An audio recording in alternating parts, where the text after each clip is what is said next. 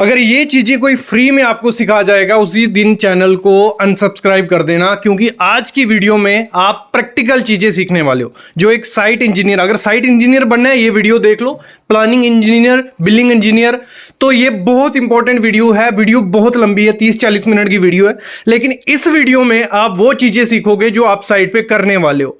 और ये आपको कोई नहीं सिखाएगा, ना वहां पे इंस्टीट्यूट कोई सिखाएगा, ना आपको साइट पे जाके सिखाएगा। ये सिर्फ सिविल साइट विजिट चैनल सिखाएगा। तो उसके लिए कंप्लीट वीडियो देखो, फ्री में प्रैक्टिकल नॉलेज मिल रहा है।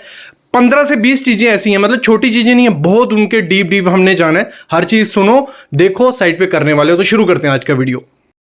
दोस्तों वीडियो काफ़ी ज़्यादा इंपॉर्टेंट है, छोटी वीडियो है, लेकिन आपको ये चीज़ ज़रूर पता होनी चाहिए।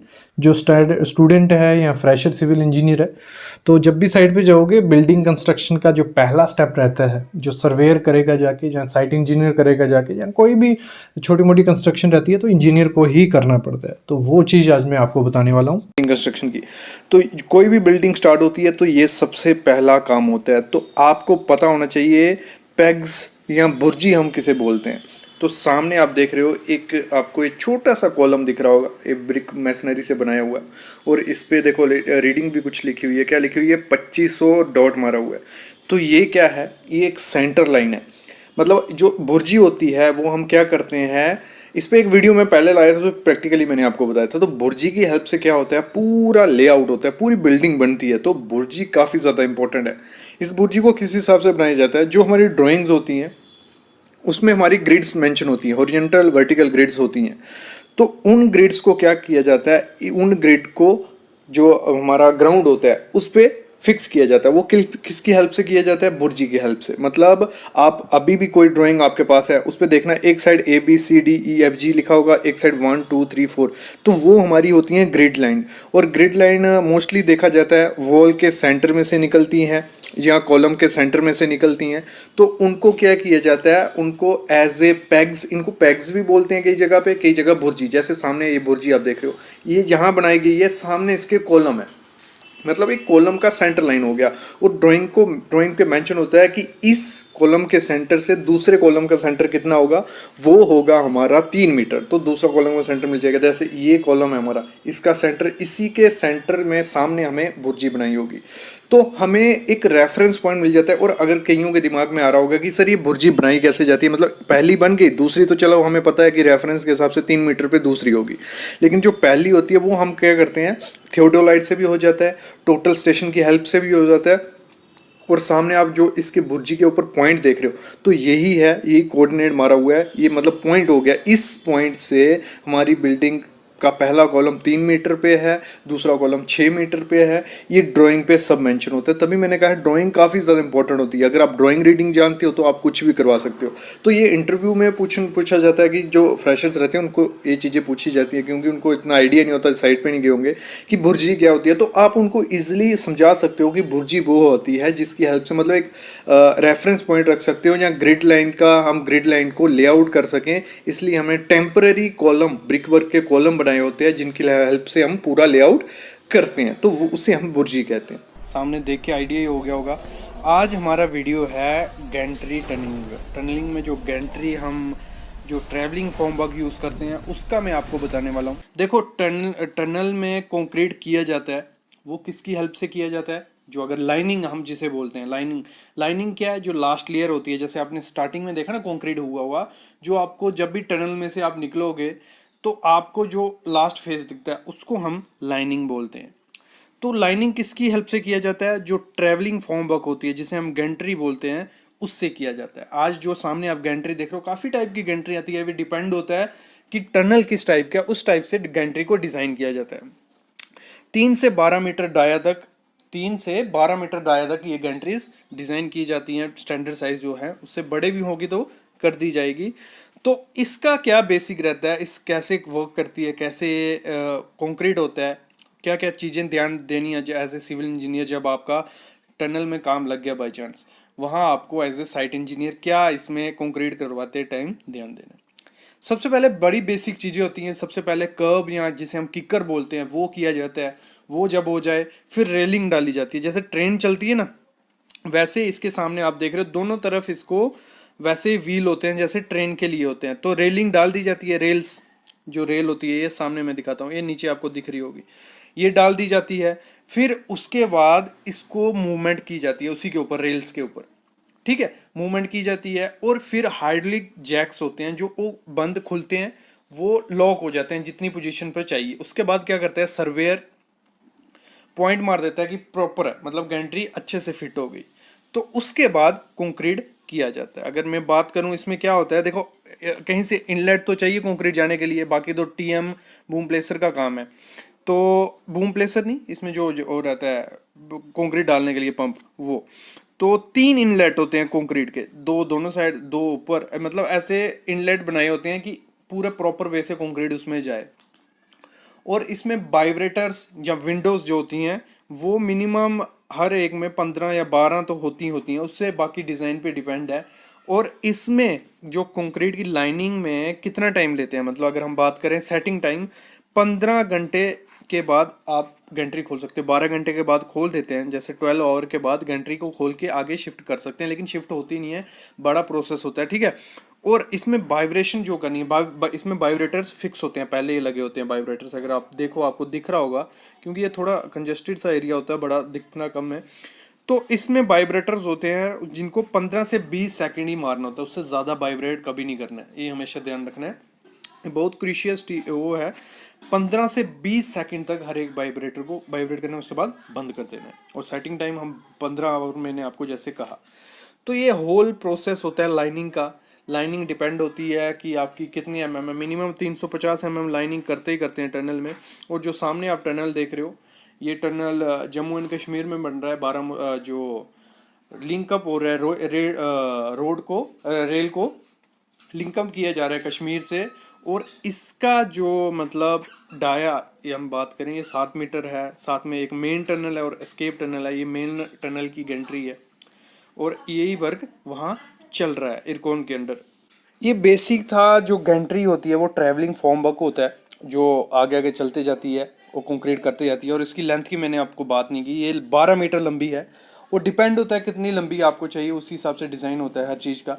तो ये 12 मीटर लंबी थी, 7 मीटर इसका डाया था। और भी कुछ चीज़ें हैं जो बेसिक ही आपके लिए मैंने एक टनल की खुद अरेंज करवाई आप लोगों के लिए, कि आप लोग सीखो, एक विजिट अरेंज करवाई। तो उसी के दौरान का ये वीडियो है, वो ज़्यादा क्लिप्स वहाँ लेने नहीं देते हैं, इसलिए जितना पॉसिबल था उतना मैंने आपके लिए कर दिया है। आई होप आपको थोड़ा बेसिक समझ आ गया होगा कि गैंट्री होती क्या है, मूवमेंट कैसे करती है, इसमें क्या क्या चीज़ें ध्यान रखनी होती हैं। और कंक्रीट की बात करें तो M30-20 कंक्रीट वहाँ यूज़ हो रहा था। और स्टील फाइबर कंक्रीट, जैसे मैंने पहले वीडियो से डाली थी, स्टील फाइबर कंक्रीट होता है, इसमें सरिया कोई नहीं यूज़ किया है, स्टील फाइबर यूज़ किया जाता है। अगर स्टील फाइबर के बारे में अच्छे से जानना ना, वो वीडियो ज़रूर देखना। व्हाट इज डोवेल्स बार? तो डोवेल्स बार क्या होते हैं और इन्हें हम कहाँ प्रोवाइड करते हैं, ये आज मैं आपको बताऊंगा, ठीक है। आप पहले देख लीजिए मतलब डोवेल बार होता क्या और क्या है। मतलब सिंपल ये है कि हमारे जो रीबार है वो हमने कंटिन्यूअस कंस्ट्रक्शन से बाहर निकाला होता है, ठीक है। अब यहाँ देख रहे हो ये मेरे डोवेल्स बार है, ठीक है। ये एक मेरी 35 मीटर लॉन्ग वॉल है, इसमें हमने डोवेल्स निकाले हुए हैं। ये निकाले किस लिए, क्योंकि हमारा यहाँ एक कैंटिलीवर प्लेटफॉर्म आ रहा है, ठीक है। तो उसकी मतलब लेंथ है हमारी 1.2 मीटर, तो उसके लिए हमने डोवेल्स बार निकाले हुए हैं। मेन डोवेल्स बार में आपको देखना क्या है, वे आपको मैं एक बार बता देता हूँ, ठीक है। पहले तो आ गया हमारा जो डोवेल्स बार है, उनका मिनिमम जो डाया हम डोवेल्स बार डालने में यूज़ करते हैं वो होता है हमारा 12 mm, ठीक है। पहला ये हो गया आपका। दूसरा आ गया हमारा जो इसका लेवल है। पहले आपको एक बार मतलब इसका लेवल देखने लगे कि आपका प्लेटफॉर्म किस लेवल पे आ रहा है, उसी में कवर छोड़ के आपको डोवेल्स प्रोवाइड करने हैं। जैसे मेरा लेवल यहाँ मैंने 50 mm यहाँ कवर छोड़ा है और 50 mm यहाँ कवर छोड़ा है, तो ये मेरा डोवेल्स के लिए। तीसरी बात आ गई हमारी, जो हम डोवेल्स प्रोवाइड करेंगे वो हमारे अल्टरनेट होने चाहिए। मतलब जैसे कि ये जो बार है मेरा, ये इससे लंबा है, ठीक है। कम से कम जो लैप लेंथ जितना वो अल्टरनेट होने चाहिए। चौथी बात आ गई, जो हमारे डोवेल्स निकलेंगे उनमें क्या होगा कि जो हमारा उसकी जो बार लेंथ जितनी आएगी वो कितनी होनी चाहिए, मिनिमम वो उतनी होनी चाहिए लैप लेंथ जितनी हमारा। जैसे हमारा यहाँ लैप चल रहा है 50D, तो मेरी मिनिमम जो हमारी लेंथ 12 mm बार की होनी चाहिए, वो 600 बाहर निकला होना चाहिए। और दूसरा जो होगा हमारा वो अल्टरनेट होगा, एक 600 होगा, दूसरा आपका लगभग 1 मीटर जितना बाहर निकाला होना चाहिए, ठीक है। एक बार मैं आपको दिखा देता हूँ कि मेरा मतलब डोवेल्स कहाँ कैसे निकाले हुए हैं, ये पूरी वॉल के तो एक बार आप देख लीजिए, ठीक है। स्टील फाइबर कंक्रीट क्या होता है, कहाँ हम यूज़ करते हैं, सामने आप टनल देख रहे हो, उसका जो कंक्रीट हो गया है उसको हम लाइनिंग बोलते हैं, उसमें भी स्टील फाइबर कंक्रीट यूज़ हुआ है। मैं आपको बताऊंगा इंडिया में कौन कौन से प्रोजेक्ट है यहाँ ये प्रोसेस होता है, उसकी सब स्पेसिफिकेशन आपको बताने वाला हूँ। काफ़ी दिनों से मेरा मन था इस टॉपिक पे वीडियो लाने में, क्योंकि ये टॉपिक काफ़ी ज़्यादा इंपॉर्टेंट है और मेरे को एक अच्छा लग रहा है बताने में आपको, क्योंकि इसमें आज मैं काफ़ी डिटेल आपको बताने वाला हूँ। पहले बात करते हैं स्टील फाइबर कंक्रीट की, कि स्टील फाइबर कंक्रीट हुआ क्या। देखो स्टील फाइबर ये हमने कंक्रीट बनाया एक, जिसमें हमारा क्या आ गया, सैंड, एग्रीगेट, फिर हमारा इसमें वाटर, प्लस इसमें हम करते हैं स्टील फाइबर यूज। जो आपको ऊपर दिख रहा भी होगा, पिक भी मैंने साथ में रखी है जिनको नहीं पता है स्टील फाइबर के बारे में। तो इसमें क्या होता है, इस कंक्रीट में कभी भी हम जो सरिया आपने देखा होता है वो सरिया यूज नहीं करते। अगर हमारी कोई भी स्लैब भी होगी ना, पहले हम क्या करते हैं, सरिया बांधते हैं, फिर उसके ऊपर कंक्रीट करते हैं। लेकिन इसमें क्या होता है, डायरेक्ट ये 3 मिक्सचर आप सीधा उसमें डाल देते हो, प्लस सीमेंट, सॉरी, ये मिक्सचर उसमें सीधा डाल देते हो। अभी मैं बात करता हूं ये मेनली कहां कहां किया जाता है। टनल्स हो गए ना, जो जैसे मैंने स्टार्टिंग में आपको टनल दिखाया, उसकी लास्ट लेयर ये होती है लाइनिंग, ये बैरी करती है 350 mm से 550 mm तक। इसमें क्या करते हैं टनल्स में, यही जो स्टील फाइबर कंक्रीट होता है वो यूज किया जाता है। इवन अगर मैं नॉर्थ इंडिया की बात करूं, सबसे ज्यादा टनल उधर ही बन रहे हैं, जम्मू एंड कश्मीर में। तो वहां पे KRCL जो भी कोंकण रेलवे टनल बना रही है, वो सब में क्या यूज हो रहा है, स्टील फाइबर कंक्रीट, जो M30-20 मेनली यूज करते हैं। M30 वो ग्रेड आ गया कंक्रीट का, 20 एग्रीगेट आ गया। जहां बगलीहार आपने नाम सुना ही होगा, हाइड्रो प्रोजेक्ट है जो, उसमें भी यही चीज यूज की जा रही है। इसकी मैं सब स्पेसिफिकेशन बताने वाला हूं, कितने MQ में क्या डलता है, क्या स्ट्रेंथ होती है, कितने टाइप का फाइबर होता है, कितनी एलोंगेशन, मतलब इस वीडियो में आपको खूब सारा नॉलेज मिलने वाला है स्टील फाइबर पर, पूरे कॉन्सेप्ट क्लियर होने वाले हैं आपके। मतलब नॉर्थ इंडिया में जो भी टनल बन रहे हैं ना, मतलब अप्रोक्स 9 to 10 स्ट्रक्चर, बड़े बड़े स्ट्रक्चर, वो स्टील फाइबर कंक्रीट से हो गए हैं। मतलब उसमें कोई यूज नहीं किया सरिये, रॉड कोई यूज नहीं किया कि 32 mm का सरिया या 25 mm का सरिया। इसकी स्ट्रेंथ भी उसके बराबर होती है। मैं स्ट्रेंथ की बात करने वाला हूं आगे। अभी हम स्टार्ट करते हैं इसका, मैं बताता हूं इसके टाइप, बताता हूं पहले आपको टाइप क्या क्या रहते हैं इसके। आपको पिक दिखते जाएगी ऊपर, देखो इसका 3D आता है, 4D आता है, और भी काफी, मेनली 5D आता है। ये 3 टाइप देखने को मिलते हैं। अगर इनकी हम स्ट्रेंथ की बात करें, मैं इसकी एग्जांपल भी दूंगा, 1000 न्यूटन क्या स्ट्रेंथ कहाँ काम आएगी, और mm², इसकी 1650 न्यूटन पर mm², इसकी 2300 न्यूटन पर mm²। देखो अगर हम एक स्लैब बनाते हैं, ठीक है, एक हमारी ग्रेड स्लैब चल रही है, पेमेंट चल रही है रोड की, ये हमने पेमेंट डाल दी, इसमें वो स्टील फाइबर थोड़ा थोड़ा है। इसमें मैं बता दूं आपको दिखता कैसे है, ये ऐसे होता है स्टील फाइबर, और जो 5D होता है वो थोड़ा ऐसे ऐसे ऐसे होता है, ठीक है। तो इसमें स्टील फाइबर डाल दिया, अगर पड़ा ऊपर से लोड, तो ये स्टील फाइबर ये होगा, यहां से अगर क्रैक आया तो स्टील फाइबर क्या होगा, पकड़ के रखेगा 1000 न्यूटन। अगर हमने 2D यूज किया होगा, इसमें एक ही हुक होती है, ऐसे ऐसे होता है एक। 4D में 2 हुकें होती हैं, ऐसे ऐसे ऐसे, और इसमें 3 होती हैं। तो इसमें पड़ा तो ये पकड़ के रखेगा थोड़ी देर तक, फिर मतलब कर जाएगा। अगर हम 4D यूज करते हैं, 2 हुक होंगे, उनके सीधे होते में टाइम लगेगा, क्रैक होने नहीं देगा। इसमें फ्लेक्सुरल स्ट्रेंथ कितनी ज्यादा होती है आप देख सकते हो। मैं अगर फ्लेक्सुरल स्ट्रेंथ की बात करूं, वो काफी ज्यादा होती है। मैं आगे पूरा क्लियर आपको करने वाला हूं डिजाइन के साथ, ठीक है। अगर हम 5D इसमें यूज करते हैं तो वो टूटना मुश्किल ही हो जाता है, क्योंकि ये सीधी होती नहीं है। और इसकी अगर हम इलोंगेशन की बात करें, मतलब अगर इस पे हम खिंचाव डालें, दोनों पे खींचें इसको, तो इसकी इलोंगेशन जो होती है वो काफी ज्यादा होती है। 5 से 35% ये इलोंगेशन होती है इसमें, मतलब ये 35% खींच सकता है, टूटता नहीं है, इतनी ज्यादा इलोंगेशन इसमें होती है। आगे बढ़ते हैं। अभी हम बात करेंगे इसकी 1 m³ अगर हम माल बनाते हैं, मतलब कंक्रीट बनाते हैं, फिर मैं क्लियर कर देता हूं, cement sand aggregate, cement sand aggregate water plus जो हमारा स्टील फाइबर होता है। एक काफी इंपॉर्टेंट टॉपिक है जो स्टील फाइबर होता है। तो अगर हम स्टील फाइबर की बात करें तो उसका प्रोपोर्शन क्या रहता है, मतलब अगर 1 m³ कंक्रीट होगा तो उसमें 0.036% से टू 5.61% उसमें हमारा स्टील फाइबर यूज किया जाता है। इतना एक मतलब वॉल्यूम के हिसाब से, इतने वॉल्यूम के हिसाब से कितना 0.36 से 56.1 तक किया गया है। और अगर हम 0.36% यूज करते हैं तो उसकी फ्लेक्सुरल स्ट्रेंथ, मतलब स्ट्रेंथ कितनी बढ़ जाती है 10%, कितनी 10% कंक्रीट की। अगर हम 5.6% करते हैं तो कितनी बढ़ जाती है 120%, मतलब डबल उसकी स्ट्रेंथ हो जाती है, डबल से ट्रिपल 100 गुना 120 गुना स्ट्रेंथ उसकी हो जाती है अगर हम 5.61 उसमें कंक्रीट में फाइबर मैश यूज करते हैं। क्लियर।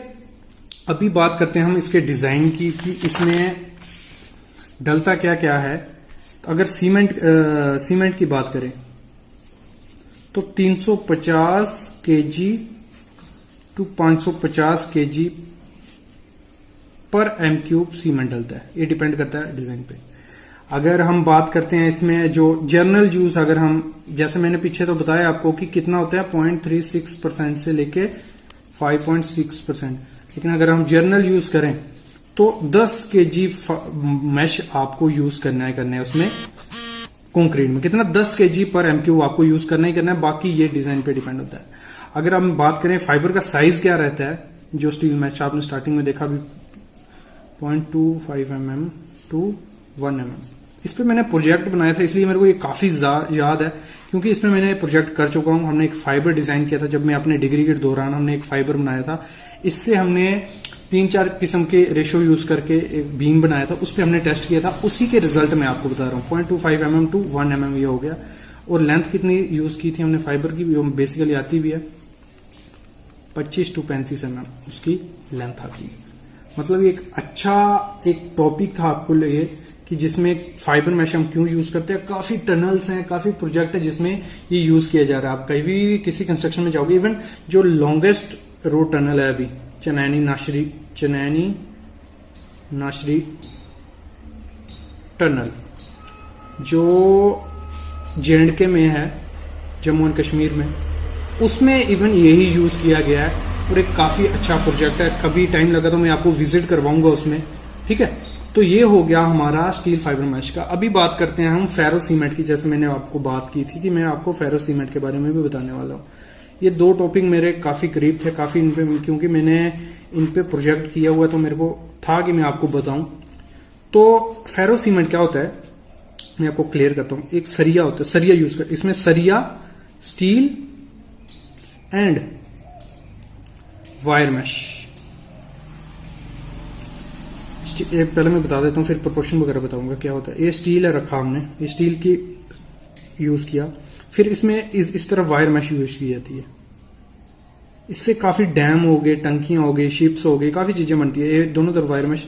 फिर यहां पे हम क्या करते हैं, सैंड प्लस सीमेंट का, और छोटा कभी कभी एग्रीगेट डालते हैं 4 mm, छोटा छोटा, मतलब बेसिकली दोनों का मिश्रण होता है सैंड प्लस सीमेंट का। और प्रोपोर्शन क्या रहता है उसका 1:5 टू 2:5।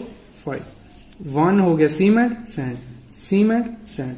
तो इसका क्या किया जाता है, जहां तो शॉर्टक्रीट मतलब फोर्स से मारा जाता है प्रेशर के साथ, जहां तो ऐसे प्लस्तर जैसा पूरा फिल कर दिया जाता है इसको दोनों तरफ से। इधर भी मैश होती है, इधर मैश, बीच में सरिया, इसको कर दिया जाता है। इससे काफी ज्यादा डैम वगैरह भी बनाए जाते हैं। आर्च डैम आपने देखे होंगे, वो बनाए गए हैं छोटे छोटे गांव में, जिससे क्या पानी रोक के वो पानी यूज करते हैं, क्योंकि सूखा बहुत पड़ता है, तो वो किया गया है। टंकियां बनती हैं। तो एक अच्छी टेक्नोलॉजी है। फेरो सीमेंट क्या होता है, वायर मैश यूज की जाती है, जो आपने देखी होगी मुर्गा जाली, जो लेकिन उसमें काफी ज्यादा स्पेसिंग होती है, बड़ी मोटी वाली होती है, गॉज उसका मोटा होता है, तो वो यूज की जाती है। और सरिया यूज किया जाता है, कितना मतलब 3 से 8 mm जिसका डाया रहता है, वो सरिया इसमें यूज किया जाता है। और सीमेंट OPC यूज किया जाता है। और एक अच्छा मिश्रण बनता है, अच्छी स्ट्रेंथ वाला एक पूरा एक बॉल जैसे बन जाती है फेरो सीमेंट की। मतलब सरिया डाला, दोनों तरफ वायर लगा ली, वायर मेश लगाई, फिर इसमें सीमेंट और sand plus egg mixture plus water का मिश्रण बना के इसमें डाल दिया, एक प्लास्टर जैसे कर दिया इसको। तो वो प्रोसेस को हम क्या बोलते हैं, फेरो सीमेंट का एक प्रोसेस होता है, एक टेक्नोलॉजी, एक मेथड है, काफी अच्छा मेथड है, यूज किया जाता है। NATM न्यू अस्टेन टनलिंग मेथड के बारे में आप लोगों ने सुना ही होगा, लेकिन उस पे एक टर्म, एक बेसिक चीज उसमें जो यूज होती है, रॉक बोल्टिंग या रॉक एंकरिंग जिसे कहते हैं, तो वो मैं आज आपको दिखाऊंगा और उसका मतलब इंपॉर्टेंस बताऊंगा, क्यों हम वो रॉक बोल्टिंग करते हैं। सॉइल नेलिंग के बारे में सबने सुना ही होगा, जो सॉइल नेलिंग आपने देखी भी होगी, जहाँ जहाँ पहाड़ होते हैं वहाँ पे मिट्टी को रोकने के लिए एक बोल्ट जैसा यूज़ किया होता है सॉइल में, फिर उसके ऊपर शॉर्टक्रीट किया होता है। वैसा ही कुछ फंडा है रॉक एंकरिंग का या रॉक बोल्टिंग का बोले हम, जो NATM मेथड में यूज़ किया जाता है। इवन NATM में नहीं, कोल माइनिंग जहाँ टनल्स होते हैं तो उनमें भी वो किया जाता है। तो चलो मैं आपको दिखाता हूँ रॉक बोल्ट या रॉक एंकरिंग होता क्या है। सामने आप जो देख रहे हो एक टनल है, तो जिसमें शॉर्टक्रीट हुआ है, ये प्रोसेस फुल रहता है। इसमें मैंने एक ब्लॉग लिखा था, मैं डिस्क्रिप्शन में देगा ब्लॉग वो, उसमें मैंने पूरा प्रिंसिपल बताया था कि कैसे हम वो NATM मेथड वर्क करता है, कैसे उसके स्टेप बाय स्टेप प्रोसेस रहता है। तो उसी में एक रॉक बोल्टिंग भी है, तो उसी का मैं दिखा देता हूँ। ये सामने जो आप देख रहे हो पॉइंट, जैसे थोड़ा डार्क है, देखने में थोड़ी दिक्कत हो रही होगी, लेकिन ये क्या है, रॉक एंकरिंग, या इसको हम बोलते हैं रॉक बोल्टिंग। तो होता क्या है, जब भी मतलब टनल का एक्सकवेट हो रहा है, NATM मेथड होता है, ब्लास्टिंग होती है, उसके बाद लूज निकलता है, उसके बाद एक लेयर शॉर्टक्रीट की होती है, फिर LG लैटिस ग्रेडर डाला जाता है, तो उसी के बाद रॉक बोल्टिंग होता है। रॉक बोल्टिंग का करने का मेन फंडा क्या है, क्यों किया जाता है, वो मैं आपको थोड़ा क्लियर करता हूँ।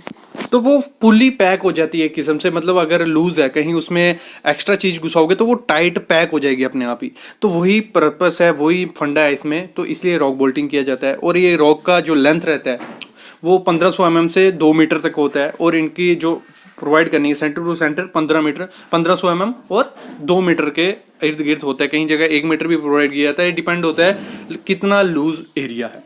तो मेन पर्पस वही रहता है। इसमें मैंने ब्लॉग लिखा है, वो आप अगर पढ़ोगे तो आपको पूरा NATM मेथड समझ आ जाएगा कि कैसे कैसे स्टेप बाय प्रोसेस होता है। तो उसका मैं डिस्क्रिप्शन में लिंक दे दूंगा ब्लॉग का, आप ब्लॉग पढ़ो, काफ़ी अच्छा है, क्योंकि NATM की काफ़ी डिमांड है, अभी टनलिंग का काफ़ी काम है, तो आपका स्कोप हो सकता है इसमें। तो इस बेसिक टॉपिक में लेके आया हूँ। अभी मैं गेंट्री और इसका थोड़ा ड्राइंग आपको दिखाऊंगा टनल का कैसे रहता है। थैंक यू गाइस, अगर वीडियो पसंद आएगी तो लाइक करना। देखो, जैसे ही ब्लास्ट होता है उसके बाद लूज मटेरियल निकाल दिया जाता है, लेकिन जब भी ब्लास्ट के बाद जो सरफेस ऊपर होता है उसका जो सॉइल थोड़ी लूज हो गई होती है, जो स्टोन बड़े बड़े पत्थर होते हैं, रॉक होते हैं, वो लूज हो गए होते हैं, तो उनको एक मतलब सेफली नीचे काम करने का एरिया बन जाए जहाँ नीचे गिरे नहीं, इसलिए क्या किया जाता है, रॉक बोल्टिंग। आज मैं BOQ या वर्क ऑर्डर क्या होता है उस पर बात करने वाला हूँ। काफ़ी दिनों से कमेंट्स आ रहे थे कि सर BOQ पे एक वीडियो बनाओ, वर्क ऑर्डर जो रहता है हमारा, तो वो क्या होता है और मतलब क्यों हम कंस्ट्रक्शन में होता है। तो मैं कहूँगा जो सबसे इम्पोर्टेंट कंस्ट्रक्शन का मेन जो डॉक्यूमेंट है BOQ, सबसे पहले कभी भी कंस्ट्रक्शन स्टार्ट होगी, वर्क ऑर्डर जो है हमारा रहता है वही आता है, जिसमें हमारा क्वांटिटी रहेगी, कितना काम है उसका रेट दिया जाएगा, तो उसके हिसाब से हमारा टेंडरिंग होता है। तो उसी पे मैं टॉपिक लेके आया हूँ। इससे आपका थोड़ा जो मैं आज बताने वाला हूँ वर्क ऑर्डर, वो ETP का है, तो आपको थोड़ा क्लियर भी हो जाएगा जो फ्रेशर रहेंगे कि ETP में क्या क्या काम होते हैं और इनके अभी मार्केट रेट्स क्या हैं और क्या चीज़ें हैं BOQ में। सामने आप देख रहे हो एक हमारा BOQ है ETP का। तो सबसे पहले जो काम रहता है कंस्ट्रक्शन में वो क्या रहता है आपका, एक्सकवेशन का। तो इधर एक्सकवेशन का क्या दिया हुआ है, मेन जो BOQ में रहता है क्या रहता है, क्वांटिटी रहता है, टोटल क्वांटिटी कितनी है वर्क की, उसका रेट रहता है कि आपको जो क्लाइंट होगा वो आपको कितना रेट प्रोवाइड कर रहा होगा, उस हिसाब से आपको BOQ रहता है, इसी हिसाब से आपका बिलिंग होता है कि इसी रेट के हिसाब से, ठीक है। सबसे पहले excavation in soil NGL to 5 metre depth, मतलब नेचुरल ग्राउंड लेवल से आपको 5 मीटर डेप्थ एक्सकवेशन करोगे जब, तो आपको कितना पैसा, मतलब एक M3 का कितना मिलेगा, 350 रुपये। तो ये हो गया NGL से 5 metre depth. Excavation in hard rock, तो हार्ड रॉक में कितना पैसा मिलेगा आपको, 1200 रुपया पर क्यूबिक मीटर। और टोटल क्वांटिटी कितनी है 5 4 6 7 और सॉफ्ट सॉइल की कितनी थी 2 3 4 3। ये टोटल भी दिया रहता है, जो प्रोजेक्ट होगा उसका टोटल दिया रहेगा कि इतना क्यूमिंग आपको एक्सक्वेशन होगा यहाँ, लेकिन थोड़ा बहुत आगे पीछे रहता है, वो बिलिंग में एडजस्ट कर लेते हैं क्वांटिटी। नेक्स्ट है बैक फिलिंग। अगर एक्सक्वेशन किया है कुछ कॉलम वालम खड़ा करके, वहाँ बैक फिलिंग आती है, तो उसका चार्जेस कितने हैं पर क्यूमिक 200 रुपया। तो नेक्स्ट है हमारा बैक फिलिंग विद बोरोड, मतलब अगर दूर से एक गाड़ी अपनी करके आप मटेरियल लाओगे तो उसका रेट कितना है 360 रुपया। तो ये हो गया उसका बैक फिलिंग का चार्जेस। तो ये दिया रहता है BOQ में। आगे आगे मैं क्वांटिटीज बताते जाता हूँ और आपको समझाता भी जाऊँगा। आप वीडियो पॉज करके अच्छे से पढ़ सकते हो, क्योंकि अगर आप पूरा इसका जो डिस्क्रिप्शन में अंदर दिया हुआ वो पढ़ोगे तो आपको अच्छा समझ आएगा, और भी मैं बोलता हूँ। तो नेक्स्ट है extra for carting behind specific lead, मतलब अगर आपको एक जगह से एक्सप्रेशन कर रहे हो, थोड़ा दूर जाके फेंकना है वो मटेरियल, जहाँ दूर से लाना है, तो 20 रुपया पर क्यूमिक आपको एक्स्ट्रा रेट मिलेगा। Providing and fixing formwork in ETP foundation, जो फाउंडेशन रहेंगी आपकी, तो उसका रेट कितने पर स्क्वायर मीटर 750 रुपये आपका स्क्वायर मीटर है। अगर कर्व्ड फॉर्म पर शटरिंग करनी है तो उसका है 1150 रुपया पर स्क्वायर मीटर। ये मतलब किसका है ETP प्लांट। और ये BQ जो BOQ रहता है हमारा, ये अलग अलग स्टेट में अलग अलग टाइप की कंस्ट्रक्शन में डिपेंड करता है आपके स्ट्रक्चर पे। तो नेक्स्ट है अगर प्लेन फॉर्म वर्क है तो उसका रेट 1100 है। तो अगर जो कर्व्ड फॉर्म वर्क है सुपर स्ट्रक्चर में, वो कितने है आपका 1600 रुपया। मतलब क्या है, अगर सुपर स्ट्रक्चर मतलब नीचे में जो आपका स्ट्रक्चर बनेगा उसका रेट कम होगा एज कम्पेयर टू ऊपर जो स्ट्रक्चर होगा सब स्ट्रक्चर NGL से उसका ज़्यादा होता है। देखो जो भी ETP वर्क रहेगा उसमें ज़्यादा काम रहता है इंसर्ट प्लेट्स, कटआउट्स, पॉकेट्स का। तो सामने क्या है, प्लाईवुड कटआउट का रेट कितना है पर स्क्वायर मीटर 1500 रुपये। काफ़ी रेट होता है, ये आइटम रेट सबसे ज़्यादा रहते हैं। जो पॉकेट रहेगा उसका 550 रुपया, और जो हमारा पॉकेट ज़्यादा डेप्थ में होगा 300 से 600 mm उसका 650 रुपया, जिसकी डेप्थ 6 मीटर से 1 मीटर होगी उसका 775 रुपया। जो पॉकेट्स हैं या कटआउट्स हैं या इंसर्ट प्लेट हैं, इस पर वीडियोस हैं, आप देख सकते हो जाके। और नेक्स्ट क्या है, देखो फिक्सिंग रीबार इन ETP फाउंडेशन, उसका रेट क्या है, अगर जो सरिये का काम है उसका कितना रेट है पर मीट्रिक टन 16,300 रुपया। जो रेट आप अच्छे से वीडियो पॉज करके देख सकते हो, मैं आपको ऐसे बताते जा रहा हूँ, मतलब एक हिसाब से एग्जांपल आपको देते जा रहा हूँ। आपको ये फॉर्मेट चाहिए तो मैं आपको प्रोवाइड कर सकता हूँ, आप मेरे को कमेंट कर देना। देखो जो जैसे मैंने कहा सब स्ट्रक्चर में रेट ज़्यादा हो जाता है, तो कितने 17,500 रुपये पर मीटर टन सुपर स्ट्रक्चर के लिए। और वैसे ही है रेडी मिक्स कंक्रीट जो आएगा उसको डालने का हमें कितना पैसा मिलेगा पर क्यूमिक 1950 रुपया। तो ये सब BOQ में दिया रहता है, मतलब आप देखते जाओ, सामने नीचे नीचे आपको आता जाएगा, देखते जाओ, मैं बताते जाता हूँ कि जो भी आपको काम करना है उसका रेट फिक्स होगा। BOQ का मतलब यही है कि क्लाइंट ने हमें इतना कहा है, इस रेट में आपको काम करना है, और टेंडरिंग के दौरान आपको यही एडजस्ट करना होता है कि हम रेडी हैं इस काम पे करने के लिए। और क्वांटिटी का जो क्वांटिटी इन्होंने दी है तो वो थोड़ी बहुत आगे पीछे चलती रहती है। तो सामने इंसर्ट प्लेट्स जैसे मैंने बताया था उसका रेट क्या है 25,000 रुपये पर मीट्रिक टन। और ये ETP या सबस्टेशन जो रहते हैं उनमें ज़्यादा यही काम है। एंकर बोल्ट का क्या है, टन के हिसाब से होता है, इसका भी 25,000 रुपया पर टन उसका है। और पडल पाइप्स, मेन ETP का मैं भूल गया कि जो पडल्स पाइप रहती हैं, जो पाइप्स रहती हैं, क्योंकि सब पानी का काम है तो पाइप के थ्रू ही सब होगा, तो पडल पाइप भी काफ़ी होता है और इसका रेट भी काफ़ी होता है 3600 रुपया पर पीस के हिसाब से। और यहाँ दूसरा वाटर रिटेनिंग स्ट्रक्चर है, तो मेन वाटर को क्योंकि जॉइंट्स आएंगे कंस्ट्रक्शन के दौरान, तो उसको रोकने के लिए सिक्का स्वेल मतलब वाटर बार भी प्रोवाइड करते हैं। और यहाँ रेट है फेस्ट स्मूथ फेस प्लास्टर का 300 रुपया, सैंड फ्लेस प्लास्टर का 500 रुपया, और सब रेट अलग अलग दिए रहते हैं BOQ में। आप देखते जाओ, साथ साथ में मैं थोड़ा बहुत बताता भी जाऊँगा। पेवर ब्लॉक जो लगाएंगे उसका रेट है 1200 रुपया पर स्क्वायर मीटर। तो ये रेट BOQ में दिए रहते हैं। तो आज का वीडियो का मेरा महत्व ही यही था कि आपको बताना कि क्या क्या इसमें होता है। मतलब आपको पहले ही क्लाइंट ने ये रेट दिया होता है वर्क ऑर्डर में कि इतने रेट में आपको काम करना है। तो गाइस ये था हमारा आज का छोटा सा टॉपिक। तो चैनल को सब्सक्राइब करो, शेयर करो, और जो चीज़ें आपको इसमें नहीं पता चली हैं वो कमेंट करो, मैं ज़रूर बताऊंगा। पहले लैपिंग जोन एक इंपॉर्टेंट चीज़ है। जब भी आप साइट पे जाओगे ना एज ए फ्रेशर, तो आपको ये दिक्कत आने वाली है। कोई भी कहीं भी काम करवाओगे, जो क्लाइंट रहेगा आपका, तो मेन चीज़ वो चेक करते हैं कि लैप कहाँ पे दिया है, लैप लेंथ कितनी है, वो पुरानी वीडियो में बता दिया है। तो मेन है लैपिंग जोन का। कॉलम और बीम में लैपिंग जोन कहाँ देना चाहिए और क्या क्या चीजें ध्यान रखनी होती हैं। तो सबसे पहले हम कॉलम का करेंगे। तो ये आ गया कॉलम का, एक मैंने आपके लिए प्लान जैसा बनाया है कॉलम के लिए। पहले देख लीजिए है क्या ये हमने पकड़ लिया कॉलम है हमारा। ये आगे ग्राउंड फ्लोर की स्लैब, ये आगे फर्स्ट फ्लोर की स्लैब। नीचे का जो सरिया आएगा नीचे फुटिंग से निकल के वो तो लगभग पहुंच जाएगा आपका इधर तक, ग्राउंड फ्लोर स्लैब तक। लेकिन ऊपर में आपको लैब कहाँ देना है, तो सबसे पहले क्या करेंगे हम लोग, इसको एक जोन में कन्वर्ट कर लेते हैं। ये जोन हो गया हमारे, ये जोन आ गया, एक ये जोन आ गया।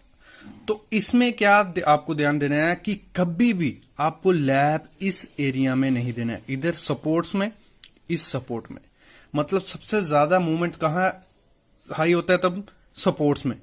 तो हमेशा आपको जो लैब देना है हमेशा सेंटर में देना है, ये चीज आपको हमेशा ध्यान देनी है। जो सेक्शन आप देख रहे हो, ए सेक्शन में कभी नहीं, सी सेक्शन में कभी नहीं, बी सेक्शन में आप लैब दे सकते हो। बाकी तो हम बेंडिंग मूवमेंट की डायग्राम के हिसाब से देते हैं, लेकिन आप ये थंब रूल लेके चल सकते हो कि आपको हमेशा कहाँ लैब देना है। जैसे आपकी ये स्लैब स्टार्ट होगी ना, यहां से मतलब दूसरे फ्लोर की स्लैब स्टार्ट हुई, तो वहां से ए जोन कितने पे होगा, ये क्वेश्चन सबके दिमाग में आ रहा होगा। लेकिन तो वो मोस्टली हम LY4 लेते हैं। LY4 छोड़ दो आपको क्या करना है, 1 मीटर जहां भी आपकी स्लैब खत्म होगी वहां से 1 मीटर तक आपको कभी लैप नहीं देना, ये हमेशा ध्यान रखना है। 1 मीटर के ऊपर लैप दो, ठीक है। और ये हो गया हमारा क्योंकि यहां पे हमारा मैक्सिमम मूवमेंट होता है उस टाइम सपोर्ट्स पे। अगर हम यहां पे करेंगे तो जब भी जो हमारी हॉरिजॉन्टल फोर्सेस, लेटरल फोर्सेस लगेंगी तो जो ये अगर मैं बताऊं आपको, ऐसे लोड लगा हमारा तो हमारा ऐसे टिल्ट हो जाएगा, ऐसे मतलब सपोर्ट पे वीक होता है कॉलम। ये सोच के समझ के चलो आपको लैब कहां देना है, बी जोन पे, जो कहां आएगा 1 मीटर अबव। मतलब ऐसे तो डिपेंड करता है कि आपकी बेंडिंग मूवमेंट डायग्राम क्या कर रही है, लेकिन 750 से 1 मीटर के बीच अगर 3 मीटर की हाइट है बिल्डिंग की तो ये वेरी करता है। और इस एरिया में आपको हमेशा क्या करना है, स्पेसिंग जो स्टीरअप आप प्रोवाइड करोगे, रिंग प्रोवाइड करोगे 100 mm देना है, मतलब 4 इंच आपको देना है। और यहां लैप आएगा वहां भी आपको 4 इंच स्पेसिंग देनी है, एक पकड़ के चलो। अगर मैं यहां आपको दिखाऊं कि कैसे हमें प्रोवाइड करना है, तो ये आ गया हमारा जोन, ये जोन ए था, ये जोन 1, ये जोन बी और ये जोन सी। तो आपको हमेशा लैप कैसे देना है, देखो थोड़ा बहुत लैप अगर ये आ जाता है मतलब 100 mm 4 इंच इतना नीचे जोन ए में कोई दिक्कत नहीं है, लेकिन मोस्टली जो लैप होना चाहिए वो होना चाहिए जोन बी में। आपका लैप ऐसा आएगा, ठीक है। और एक चीज और ध्यान देना, जब भी आप लैप करोगे तो अल्टरनेट होना चाहिए, स्टैगर्ड होना चाहिए। देखो ये हमारा इधर तक है, फिर ये हमारा छोटा हो गया, ये बड़ा हो गया, फिर अगला जो आएगा वो छोटा, मतलब ऐसे आपका स्टैगर्ड लैप हमेशा होना चाहिए। और आपको कहां देना है, जोन बी में। मैं फिर से रिपीट कर देता हूं, वो कहां होगा, स्लैब यहां फिनिश होगी वहां से 1 मीटर के ओवर ही आपका लैप आना चाहिए। ये हो गया हमारा इसके कॉलम के लिए। अभी हम बात करते हैं बीम के लिए। तो बीम में बात करें तो एक मैं आपके लिए सेक्शन बनाई है, ये आगे हमारा ये कॉलम है, ये भी हमारा कॉलम आ गया, ये कॉलम आ गया। अब भी हमारा जो भी लैब दोगे आप, ये एक स्पान आ गया पूरा, जिसकी लेंथ कितनी है L। इसमें आपको एक चीज ध्यान देनी है, इसमें ऊपर नीचे अलग अलग होता है। जैसे उसमें था ना कि आपको बीच में ही देना है, मतलब कॉलम जैसे कॉलम होगा उसके सेंटर में आपका लैप आना चाहिए, लेकिन इसमें थोड़ी अलग चीजें, ऊपर अलग नीचे अलग। तो इसमें हम एक समझते हैं इसको, ये लोड जब हमारा पड़ेगा तो हमारा ये जो होगा ऐसे और ऐसे, ये हमारा हो जाएगा टेंशन जोन और ये कंप्रेशन। इसको सिंपल भाषा में मैं बताऊं आपको, तो देखो करना क्या है, जब भी आप लैब प्रोवाइड करो, ऊपर का जो आपका रहेगा, मतलब ऊपर वाले स्टील बार, अगर ये स्टील बार आया तो ऊपर का आपको हमेशा सेंटर में दे देना है, जैसे हमारा कॉलम में था। सेम फंडा हमेशा याद रखना, जो भी कंप्रेशन मेंबर था, अगर ये थंब रूल लेके चल रहा हूं इसको, मतलब ऐसे रिलेट मत करना किसी भी चीज, जो भी कंप्रेशन चीज हो गई, कंप्रेशन उसका हमने सेंटर में करना है, क्योंकि हमारा ये बीम का ऊपर सिंपल सपोर्टेड है, ऊपर वाला जोन कंप्रेशन होता है, कॉलम भी हमारा कंप्रेशन जोन है, तो ऊपर का हमें हमेशा कितने देना है, सेंटर में। ये याद रखने के लिए बता रहा हूं मैं, सेंटर में। और नीचे का आपको कहां देना है, हमेशा सपोर्ट्स पे। क्यों सपोर्ट से, जैसे मैंने कहा यहां लोड पड़ेगा, अगर हम यहां पे उसको यहीं पे वो इलोंगेट होगा, अगर यहीं पे हम दे देंगे तो वो टूट जाएगा। तो हमेशा जैसे मैंने अभी यहां दिया ना, ये आ गया नीचे वाले बार का हमारा लैप, ये आ गया हमारे ऊपर वाले बार का लैप। सेम मतलब ऊपर का जो बार रहेगा हमें उसे सेंटर में देना है, नीचे का हमारा सपोर्ट में रहेगा LY4 के हिसाब से, यहाँ LY3 के हिसाब से हमारा रहेगा।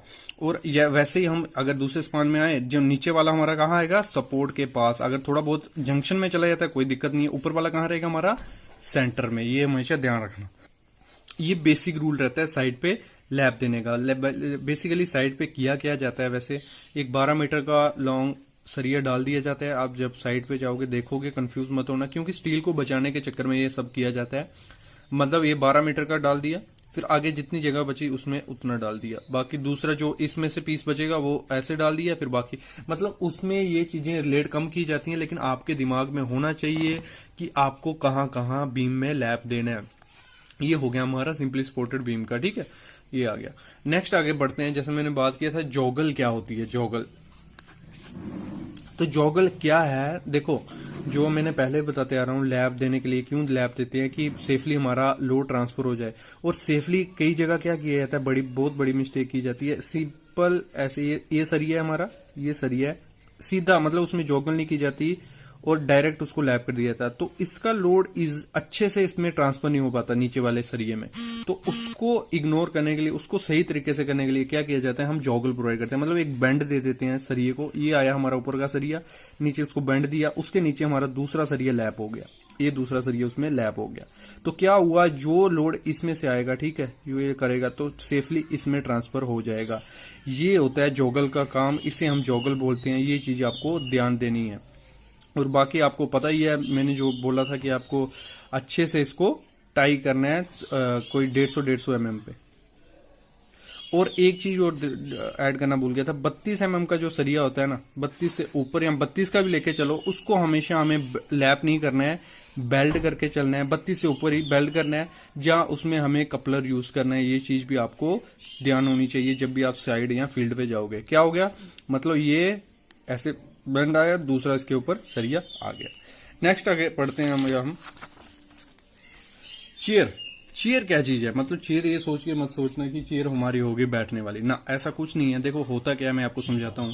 ये स्लैब आ गई हमारी, स्लैब, ये स्लैब है, ये नीचे सरिया आ गया उसका, इसको अच्छे से बताता हूँ, जाली बना लेता हूँ। ये सरिया आ गया, ये मैश बनी है हमारी, फिर डबल मैश होगी, इसके नीचे भी सरिया होता है। मतलब अगर सेक्शन दिखाऊं आपको मैं, इस स्लैब की सेक्शन ले लेते हैं, इस सेक्शन है, ठीक है, हमने सेक्शन काटी हुई है, ये सरिया है, ये सरिया है, ये सरिया है, तो नीचे भी सरिया आता है, ये सरिया, ये सरिया।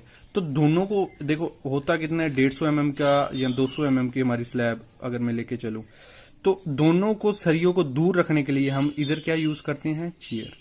मतलब ये हमारी एक सरिये की चेयर ऐसी बनती है। मतलब इसकी मैं वीडियो डिस्क्रिप्शन में डाल दूंगा कि दिखती कैसे और इसकी हम कटिंग लेंथ कैसे निकालते हैं, आपको आइडिया और हो जाएगा।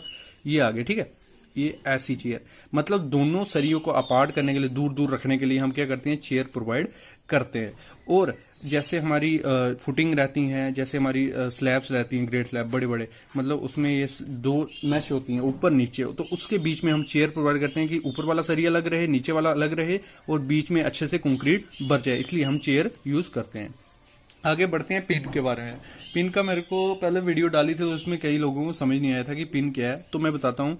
देखो ये बार एक हमारा सरिया है, दोनों का काम क्या है, चेयर का और पिन का काम क्या है, दोनों सरिये को दूर दूर रखें जिसमें कि बीच में कंक्रीट घुस जाए। ये चीज ध्यान रखना, मतलब रिलेट करो, कोई भी चीज है अगर 2 चीजें जुड़ रही है तो उसमें अगर हम जगह नहीं रखेंगे तो उसमें कंक्रीट माल नहीं घुसेगा। तो इसलिए क्या करते हैं, दोनों को दूर दूर रखते हैं तो उससे हो जाता है। इसमें हम पिन यूज करते हैं। पिन है क्या, एक सरिये का पीस रहता है छोटा सा।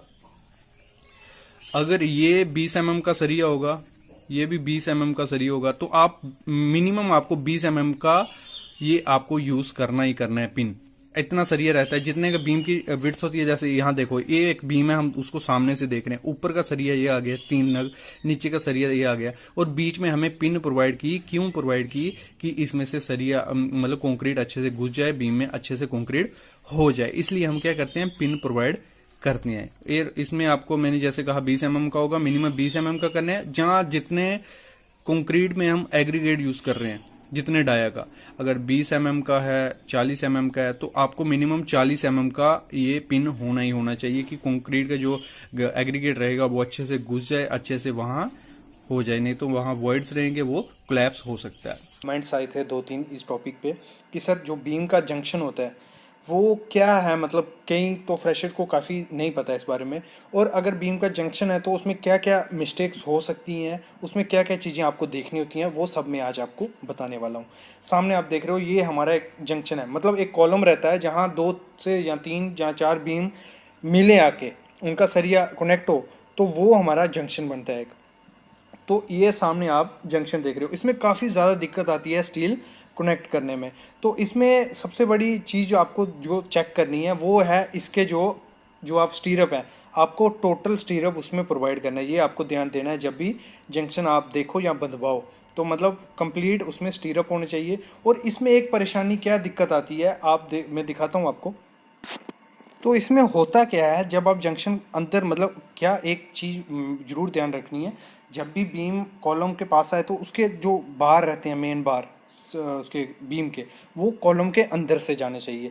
तो जब अंदर से डालते हैं तो साइड पे क्या स्टीरअप में जगह बचती है, तो ये बहुत ज़्यादा दिक्कत उसमें देखी जाती है। कभी कभार तो क्या होता है, बार कॉलम बड़ा होता है, बीम छोटा होता है, तो निकल जाता है, तो स्पेस नहीं बचती है। जब ये स्पेस बचे तो इसमें आपको एक्स्ट्रा बार प्रोवाइड कर देना है, 10 डाया का या 12 का एक्स्ट्रा बार अच्छे से टाई कर देना है कि जो स्ट्रेंथ उसकी बनी रहे।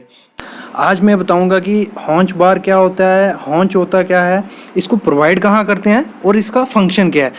सबसे पहले आप सब देख रहे हो सामने, ये जो स्लोप्ड एरिया दिख रहा है आपको, मतलब ये वॉल है वर्टिकल और वहाँ से स्लोप्ड एरिया, ये क्या है, ये जो इस मतलब एरिया को बोलते हैं वो है हमारा हॉन्च, ठीक है। और इसका प्रोवाइड करने का मतलब क्यों हम इसे प्रोवाइड करते हैं वो मैं आपको नेक्स्ट बताता हूँ थ्योरेटिकल पार्ट के साथ। तो मेन यही है कि जो हमारा हॉन्च होता है वो दिखता कैसा है, मतलब जो स्लोप्ड एरिया होता है वो उसे हम हॉन्च बोलते हैं। मेन जो आपको फंडा इसका समझना है, हॉन्च प्रोवाइड क्यों करते हैं, वो है शेयर, मतलब जो शेयर फोर्सेस होती हैं उनको काउंटर करने के लिए मेन जो हमारा फंडा रहता है हॉन्च प्रोवाइड करने का, इसलिए हम प्रोवाइड करते हैं। मैं आपको थ्योरेटिकल पार्ट में आगे दिखाऊंगा भी, मतलब कितना मिनिमम आपको स्टील प्रोवाइड करना है, कितना स्लो प्रोवाइड करनी है, वो चीज़ मैं आपको बाद में बताता हूँ। सामने आप देख रहे हो पूरा, मतलब ये हमारा एक टैंक है, वाटर टैंक है, उसमें हमने ये हॉन्च प्रोवाइड किया है। ये हॉन्च प्रोवाइड करने का रीज़न क्या रहता है, ये है मतलब इसमें जो मेनली जो वाटर टैंक रहता है उसमें हम प्रोवाइड करते हैं कि वाटर प्रेशर इसमें बहुत ज़्यादा होता है कॉर्नर्स पे, और लीकेज का डर बहुत ज़्यादा रहता है, तो इसलिए हम क्या करते हैं वहाँ हॉन्च प्रोवाइड कर देते हैं। और शेयर फोर्स भी सबसे ज़्यादा मैक्सिमम कहाँ रहेगी, इसके मतलब साइड्स पे ही, तो इसको काउंटर करने के लिए हम हॉन्च प्रोवाइड कर देते हैं। इसमें होता क्या है, हॉन्च का होता क्या फंडा है कि इसकी डेप्थ ज़्यादा हो जाती है और इसमें क्रैक्स आने के चांसेस बहुत ज़्यादा बढ़ जाते हैं, तो इसलिए हम क्या करते हैं वहाँ हॉन्च प्रोवाइड कर देते हैं। अभी मैं इसका थ्योरेटिकल पार्ट आपको दिखा देता हूँ। सबसे पहले आपको समझना क्या है, जो हॉन्च है मतलब मैं पहले दिखा देना होगा। ये रहा हमारा हॉन्च बार, मतलब ये हमारी एक वॉल है, कोई भी वॉल ले लो, आपकी रिटेनिंग वॉल है, वाटर टैंक की वॉल है, या कुछ भी जो कल्वर्ट है उसकी वॉल है, तो ये जो प्रोवाइड करते हैं मतलब हॉन्च, मैं इसका सेक्शन दिखा देता हूँ आपको, फिर स्टील डिटेल बताता हूँ आपको। ये हमारा टैंक आ गया, जैसे मैंने साइड को दिखाया। तो ये जो हम स्लो प्रोवाइड करते हैं ये हो गया हमारा हंच बार, और इसकी रेशो क्या रहती है, 1:1 की स्लोप आपको प्रोवाइड करनी है। और मिनिमम ग्रेड आपको कितना करना है इसमें, M20 मिनिमम ग्रेड प्रोवाइड करना है। उसके बाद अगर कम करोगे वो अगर वाटर स्ट्रक्चर है वो क्रैक आ जाएंगे और डिटोराइड होने के चांसेस ज़्यादा रहते हैं। तो मेन जो स्लोपडी एरिया है, आपने कल्वर्ट्स देखे होंगे, बॉक्स कल्वर्ट रहता है जो, उसमें भी ऐसे ऐसे प्रोवाइड किया होता है। क्यों प्रोवाइड किया होता है, मतलब जो वाटर प्रेशर रहता है ओरिएंटल, मतलब प्रेशर का सबसे ज़्यादा कहाँ होता है, इस एरिया में, और लीकेज होने के चांसेस यहीं होते हैं। तो उसमें क्या करते हैं हम यहाँ हॉन्च बार प्रोवाइड कर देते हैं और उसको कंक्रीट से भर देते हैं। तो अभी आप यहाँ देख रहे हो ये हमारी वर्टिकल वॉल है, 16 का स्टील 120 के सेंटर से प्रोवाइड करना है थ्रू आउट। और ये हॉन्च बार है जो, ये भी आपको कौन सा मतलब इन्होंने क्या किया है, नहीं तो एक्स्ट्रा बार प्रोवाइड किया होता है कभी कभार। एक मतलब ऐसे आपकी वो रहेगी, जो भी बार होगा उसमें क्या करते हैं एक एक्स्ट्रा बार यहाँ से ऐसे ऐसे प्रोवाइड कर देते हैं। ये हमारा हॉन्च बार आ गया। लेकिन इसमें क्या किया है, जो हमारा वर्टिकल बार है उसी में से बार को बेंड करके सीधा बॉटम में ले लिया है। तो ऐसे भी प्रोवाइड कर सकते हैं हम, ठीक है। तो ये हो गया हमारा हॉन्च बार, आपको पता चल गया हॉन्च बार क्या होता है और हंच क्या होता है, ये चीज़ें आपको क्लियर हो गई। अभी मैं बताता हूँ कहाँ कहाँ क्या काम होता है। अगर वाटर स्ट्रक्चर है आपका तो वहाँ काम है उसका, वाटर प्रेशर ज़्यादा होता है बॉटम में, शेयर फोर्स मतलब उधर ज़्यादा होगी, तो उसको काउंटर करने के लिए ये होता है, ठीक है। दूसरी चीज़, अगर जो हमारा रिटेनिंग वॉल है, रिटेनिंग वॉल में क्या काम है हॉन्च का, हॉन्च का काम है जो मतलब प्रेशर रहता है, सॉइल प्रेशर रहता है, वो बॉटम में मैक्सिमम रहेगा, उसको ऐसे एक्टिव और पैसिव होता है, इतने डीप में जाने की जरूरत नहीं है। आपको पूछेंगे कि रिटेनिंग वॉल में क्या है, सॉइल प्रेशर को काउंटर करने के लिए वहाँ हंच प्रोवाइड करते हैं। और अगर हमारे जो कल्वर्ट्स रहते हैं तो उसमें क्यों प्रोवाइड करते हैं, वो करते हैं हम उसका, उसमें भी मतलब जब फ्लड वगैरह आएंगे वाटर प्रेशर सबसे ज़्यादा तब होता है, तो उसको काउंटर करने के लिए हम वहाँ कल्वर्ट प्रोवाइड करते हैं। ये आप देख रहे हो यहाँ ये स्टील बार दिया हुआ है, ये बॉटम में गया, ये जो भी ये हमारा टैंक का वो था ये मेन इन्फोर्समेंट है, यहाँ दिया हुआ है 150 के सेंटर प्रोवाइड करनी है, डिस्ट्रीब्यूशन ये तो चलो रहा आपको ड्राइंग पढ़ने का। बाकी मेन फंडा क्या था आज मैंने आपको बताने का, हॉन्च क्या होता है और हॉन्च बार क्यों प्रोवाइड करते हैं। तो फ्रेंड्स चैनल को सब्सक्राइब करो, शेयर करो, अगर कुछ चीज़ नहीं पता चली इसमें आप कमेंट करो, मैं इसका रिप्लाई करूंगा। QAP क्या है, ITP क्या है, ये क्या चीज़ है, मतलब क्यों बढ़ते हैं, क्या चीज़, इसके बारे में मैं आज आपको सब बताऊंगा। तो सबसे पहले कोई भी कंस्ट्रक्शन स्टार्ट होगी तो सबसे पहले जो आपको देना पड़ता है वो होता है क्वालिटी की तरफ से QAP और ITP। मतलब अगर क्वालिटी इंजीनियर हो तो इसमें ये आपको बहुत काम आएगा। तो सबसे पहले मैं बता दूं जो हमारा QAP है वो क्या है। तो QAP है हमारा क्वालिटी एश्योरेंस प्लान। मतलब एक प्लान जैसा आपको सबमिट करवाना पड़ता है पहले ही, जब आप प्रोजेक्ट स्टार्ट करोगे। जो आपका क्लाइंट रहेगा तो उसको आपको एश्योरेंस मतलब क्वालिटी की एश्योरेंस देनी पड़ती है। तो उसमें क्या क्या चीज़ें आती हैं वो मैं आपको बता देता हूँ। पहले तो जो प्रोजेक्ट होगा मतलब कैसे बनाते हैं, अगर फॉर्मेट किसी को चाहिए वो मैं प्रोवाइड करूँगा। तो पहले स्कोप रहेगा हमारा, क्या क्या आता है देखो, उसमें दिया कि क्वालिटी मैनेजमेंट, उसमें जो हमारा क्वालिटी का इम्प्लीमेंटेशन होगा कैसे होगा, इंस्पेक्शन होगी वो कैसे होगी, वो चीज़ें सब उसमें रहती हैं। तो मेन चीज़ जो इसमें आती है वो मैं आगे आपको बताता हूँ। पहले इसमें एब्रीविएशंस देख लो, मतलब जो जो चीज़ें आगे बताने वाला हूँ मैं। मेन चीज़ है जो ये तो बिजनेस ट्रांसफॉर्मेशन ये आ गया। मेन चीज़ है कार, जो करेक्टिव एक्शन रिक्वेस्ट। मतलब क्या होता है साइट पे अगर कुछ भी क्लाइंट ने नोटिस किया कि ये चीज़ ख़राब हो रही है तो उसको सही करने के लिए वो रिक्वेस्ट मतलब डालते हैं, तो उसका जो कार हम बना के देते हैं, ठीक है। तो बाकी वैसे ही ये सब एब्रीवेशंस हैं। अगर आपको ये अच्छे से पढ़नी है तो आप मेरे को मैसेज कमेंट करो, मैं आपको ये दे दूंगा पूरा QAP। वो इजीली आप पूरी एब्रीवेशन पढ़ सकते हो कि क्या क्या आती हैं, क्योंकि इसमें से इंटरव्यू में क्वेश्चन पूछा जाता है कार क्या है, टार क्या है, पार क्या है। तो ये चीज़ें आपको वहाँ साइड पे काम आएंगी।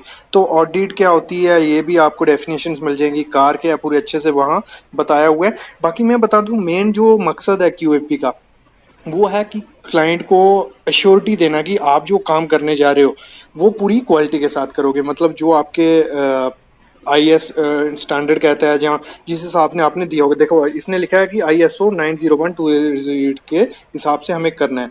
और दूसरी चीज़ मेन क्या रहती है QAP में, मोर रिस्पॉन्सिबिलिटी फॉर क्वालिटी के लिए। अगर क्वालिटी में काम नहीं हुआ, जहाँ कुछ ख़राब हुआ, तो उसमें कौन रिस्पॉन्सिबल होगा। एक तो general manager, site in charge, QC engineer charge वाला, और उसके नीचे जो QC इंजीनियर, 4 आदमी इसके लिए जिम्मेदार होंगे, ये इसमें लिखा जाता है।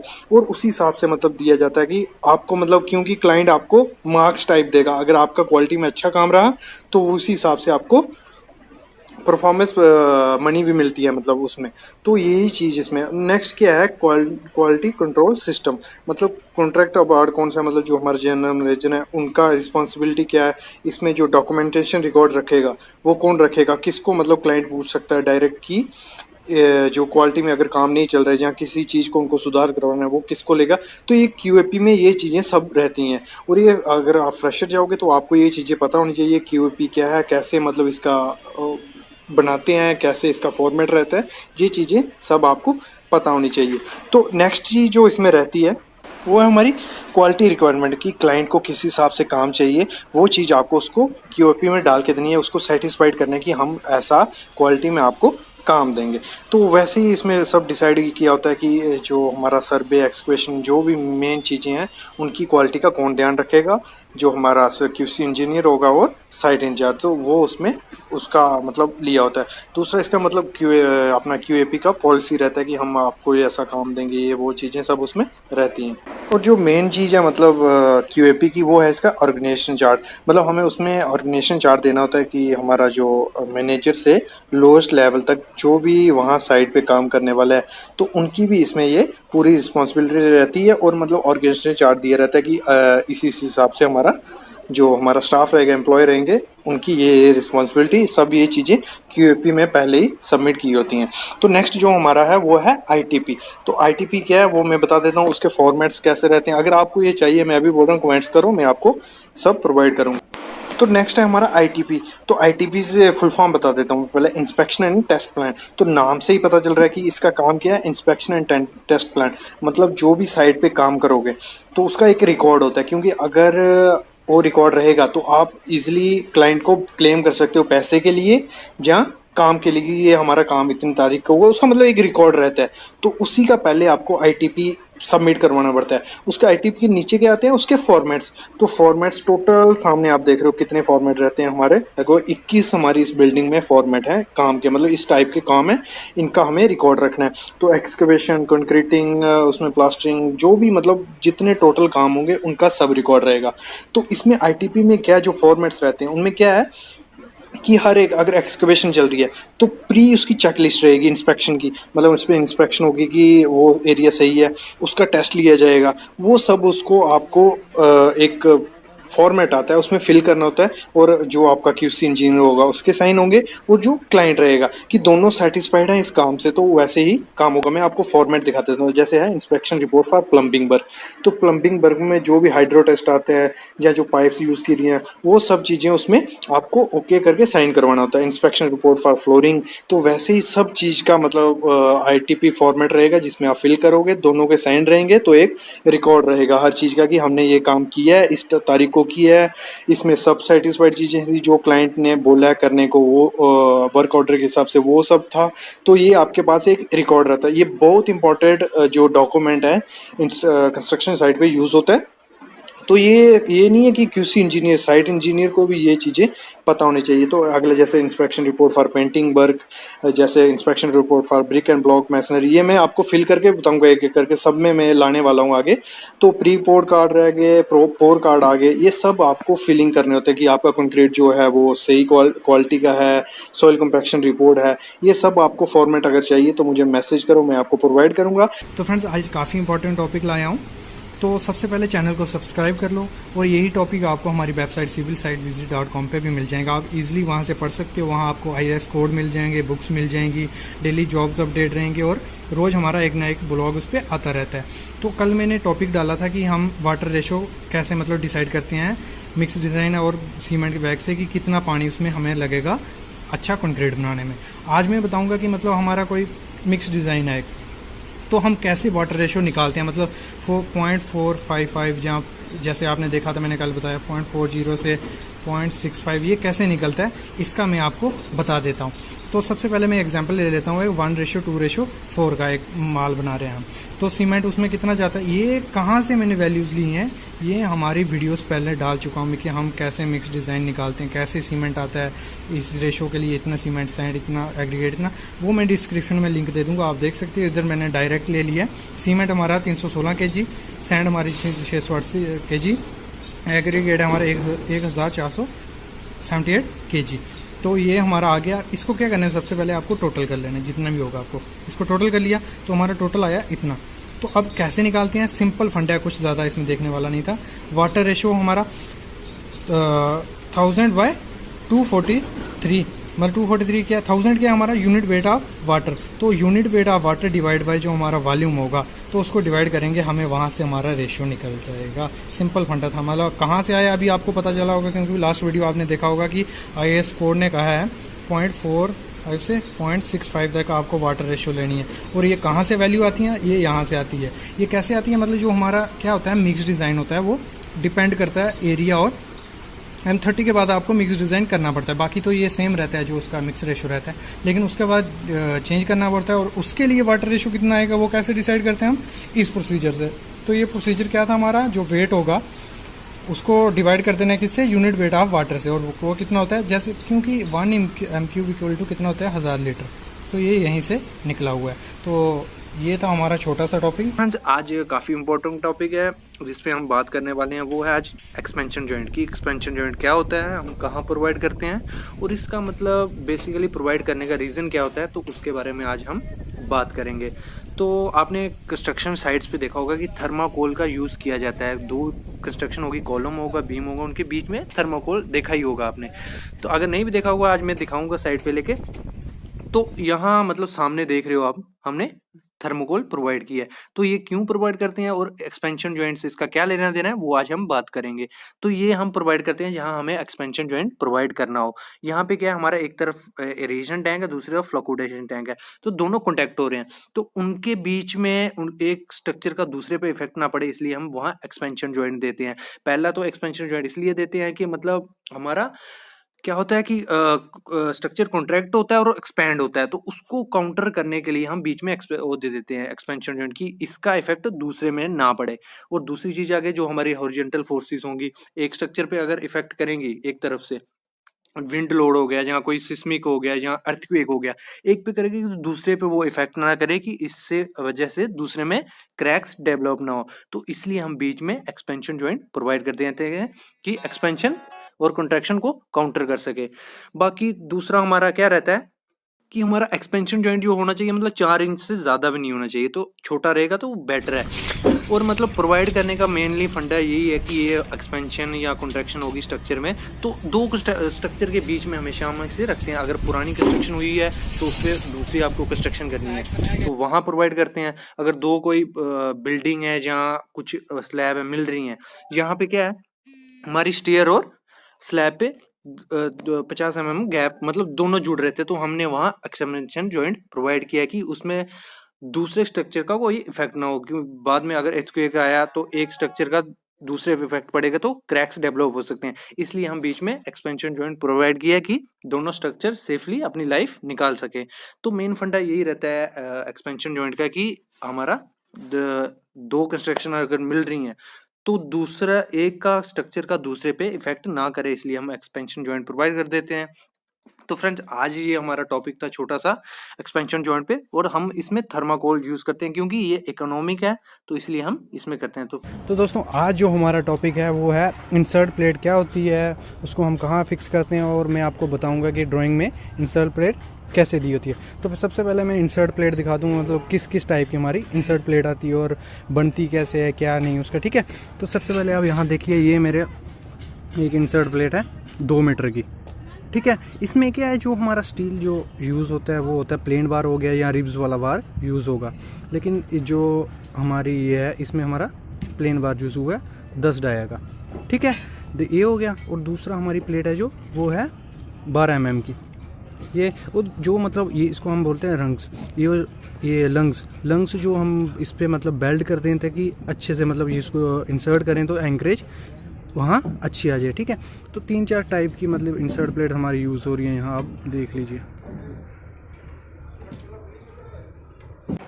तो सबसे पहले मैं दिखा देता हूँ कि ड्राइंग में कैसा दिया रहता है, और फिर मैं साइड पे लेके जाऊँगा कि साइड पे हम इसे फिक्स कैसे करते हैं, ठीक है। सबसे पहले देखो, ये मेरा एक सेक्शन कटी हुई है टैंक की, ठीक है। सेक्शन है सेक्शन 3-3, मैं प्लान भी दिखा दूंगा प्लान में कैसे कटी हुई है सेक्शन।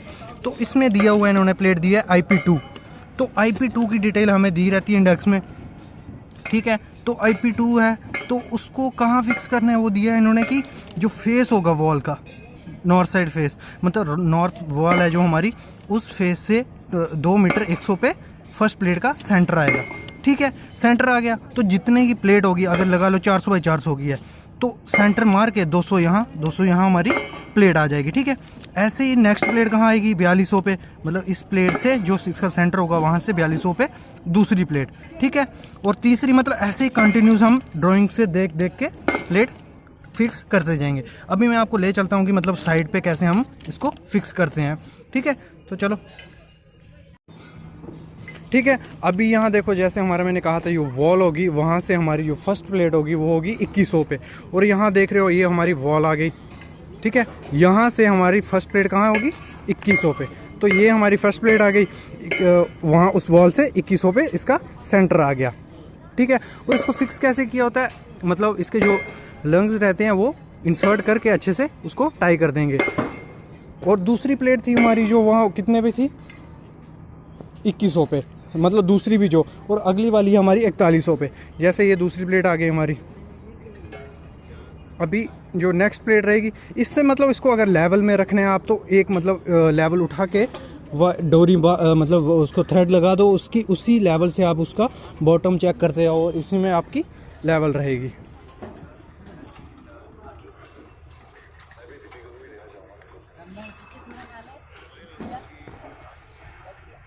ये आ गई हमारी तीसरी प्लेट।